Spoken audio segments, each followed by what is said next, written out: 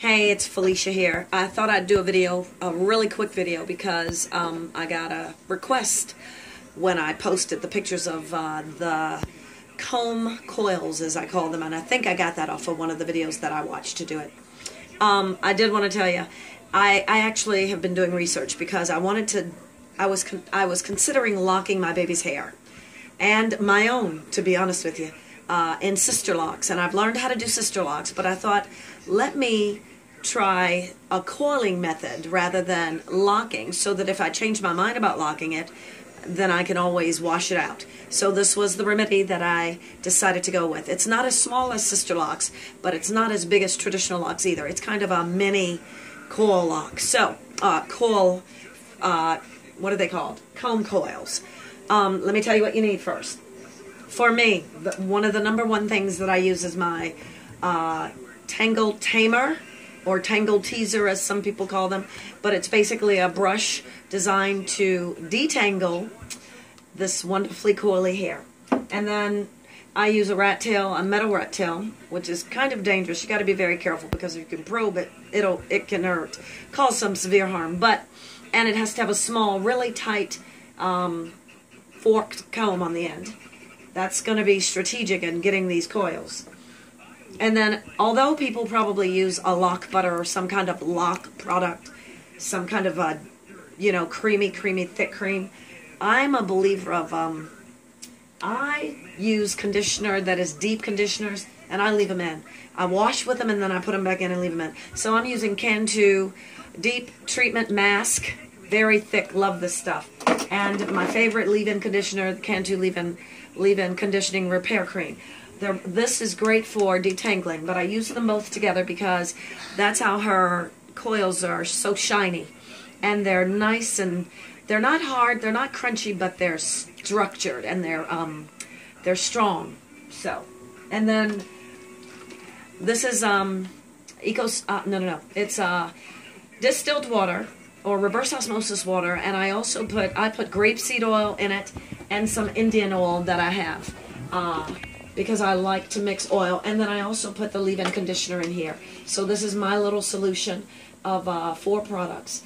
I didn't have any extra virgin olive oil, so I put the Indian oil, grapeseed oil, leave-in conditioner, and then my reverse osmosis water. And I always use this on my hair and hers. And then you're going to need these two. You're going to need these to pull the hairs that you're currently working in, so that they're temporarily aside, so that you can work in the pieces that you're actively working in. And then some of these ouchless bands for holding the bulk of the hair that's not being worked on and is not detangled currently. Okay, now that I've told you everything you need, this is what I do. To get started, I basically I separate it by rows. I divide it by rows, and I create a row that I'm working on, and I'm at the end of the current row. I've got 2 more to go. But I literally spray the hair with, once I get the divide, I will spray a section of her hair with my solution.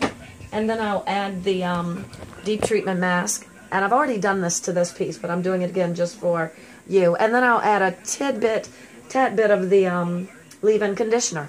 I'll use my Tangled Teaser, and you can tell I've already detangled this because it's just slipping right through here. Love this product. And then I'll go from there, and this is the tool that I use to actually do the coils. I will comb through it just to confirm that it's detangled, and I'll try to get as close to the root as I can without picking up the hairs from the ones I've already done, and I'll slide it all the way down. Now, and I have a tendency to get a lot of cream on there. I'll just rub them back on the hair. Here's how I do it. It's my own process. I couldn't tell how the stylist that I observed on YouTube did it, so I kind of created this way myself. Not quite to the tip, but about an inch or a little less down from the tip. I will put the comb in the hair, and then I will wrap the hair around the comb, and then reinsert the comb through the hairs. The goal is to keep it detangled as I'm coiling. And then basically I'll start coiling. I'm not the best at coiling, at doing this twirl method, but this is the way that I do it so that it works for me. As it gets tight, close to the scalp, I will literally hold it in place while I ease it down. And of course, the bottom starts to tangle, but I'll ease it so that it'll come through nicely. Continue it And as you can see, I've got some not sheds, but just pieces of hair that are sticking out absolutely fine, in my opinion. Keep going. When I get to where I've got too much, oops, don't lose it off of there, I'll actually take my tangle teaser and I'll brush it so that it is, so I detangle it again, so I can slip it through a little bit more. And if it gets stuck like this is now, I'll just take it off and go down, keep it going. The key is to keep the hair in the comb.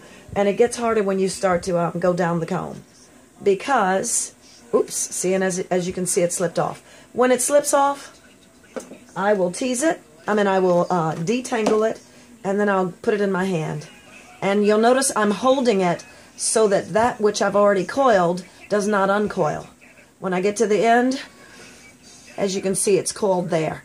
I found out a new method. Some of this is, you can see I've got loose hair about a ½ an inch or a ¼ of an inch from the root. I discovered as I was going, that there's a way you can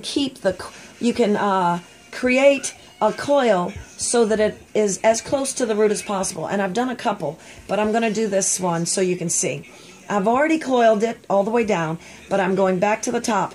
And as you can see, it's getting so coiled, it's wrapping on itself. When that wrap happens, it's kind of like creating a Bantu knot. I'll just allow it to roll on itself. And turn your head, Avery. I want you to see this one, which is the one I've done absolutely right. Because I've been able to wrap it around itself, it just naturally curls on itself. The coil is tighter than, say, this one, which is not wrapped. And I could go back and do that. But I'm not going to worry about those that are underneath right now. I'm just doing this moving forward. And then as this wonderful process, as she wears the style and it starts to grow, I'm going to let it go for at least 3 weeks.